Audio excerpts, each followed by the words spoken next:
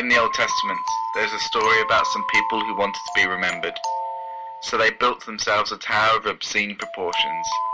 They used bricks, a new technology, which allowed their structure to loom above all others and be visible for miles. This tower said of its makers to anyone who saw it, "Hey, here we are powerful." The builders were unhappy with their position in the world, and so they had built their tower in order to transport themselves somewhere else. Not geographically elsewhere, but somewhere culturally and spiritually different. Perhaps they intended to use their sky-reaching tower as a bridge to reach heaven, to make themselves into a pantheon of gods. In short, they built it to get famous. The story ends in destruction and confusion. The people end up with nothing and unable to even understand each other. In the story of the Tower of Babel, God is the agent of their destruction. But the story reminds us that all attempts at fame or a legacy end the same way. They are all destroyed by time, as all things are forgotten. And fame itself destroys us. When we try to place ourselves above our peers and ancestors, we only alienate ourselves from them. We'll end up feeling as if nobody understands us. What then do we say of building, or literature, or art, or culture? Are they all the architecture of arrogance? Should we put away these things like childish toys?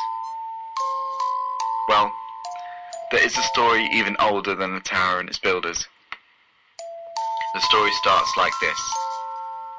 In the beginning, God created the heavens and the earth.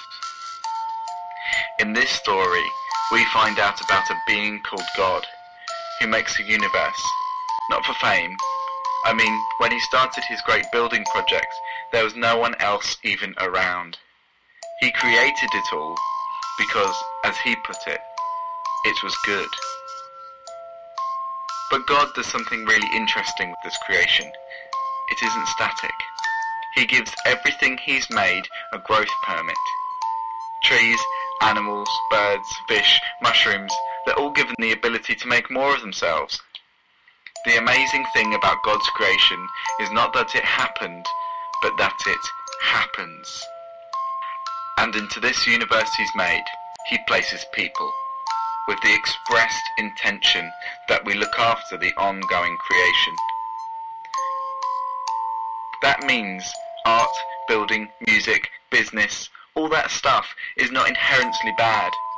All those things are in some way about bringing order where there was chaos. That's what God did at the very beginning of the universe, and it is fulfilling the purpose for which we were originally put here. But our own creations only resemble the creativity of the Almighty, when our intentions also resemble his intentions.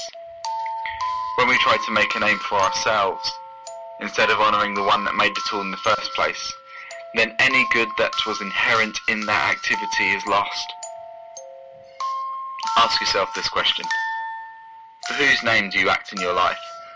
Is it God's or your own?